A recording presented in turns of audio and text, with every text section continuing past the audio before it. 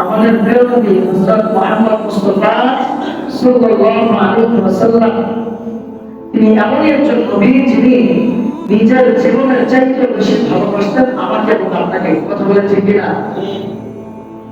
মহান রব্বুল আলামিন যুগে যুগে প্রত্যেকটা নবী রাসূলকে আল্লাহ রব্বুল আলামিন বিশেষ এক সুপার পাওয়ার দান করতেন। যেই সুপার পাওয়ার, যে স্পেশাল দোয়া ক্ষমতা পাওয়ার পর ওই নবী, ওই রাসূল আল্লাহর কাছে যেই দোয়া করতেন আল্লাহ তাআলা সেই দোয়া সাথে সাথে কবুল করে নিতেন। সুবহানাল্লাহ।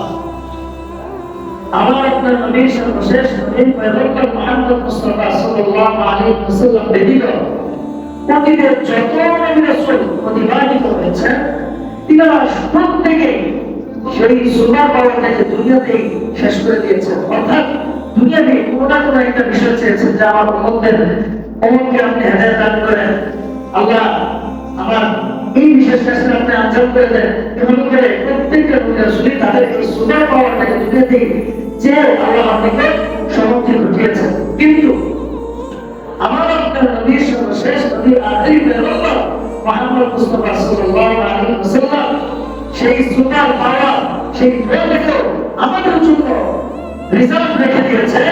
তিনি কাল কিয়ামতের ময়দানে আমি আপনি যখন তিনার উম্মতের মধ্যে থেকে প্রত্যেকটি যখন জান্নাতে যাওয়ার জন্য প্রতিযোগিতা হয়ে দাঁড়াবে তারা বড় কারণে আমি আপনি যখন জাহান্নামের দিকে ধাবিত হব, ঠিক সেই মুহূর্তে আল্লাহ রাব্বুল আলামিনের কাছে সেই দুনিয়ায় যে সুপার পাওয়ার আল্লাহ রাব্বুল আলামিন দান করেছিলেন সেই সুপার পাওয়ার আল্লাহর কাছে পেশ করে আল্লাহকে বলবেন, আল্লাহ আজকের এই দিনে আমি তোমার ওই দোয়া যে পাওয়ারটা ছিল সেটা আমি আল্লাহ তোমার কাছে আজকে চাইতেছি, তুমি আমার গুনাহের অনেক গুণকে মাফ করে দিয়ে জান্নাত বাসী করে দাও। সুবহানাল্লাহ।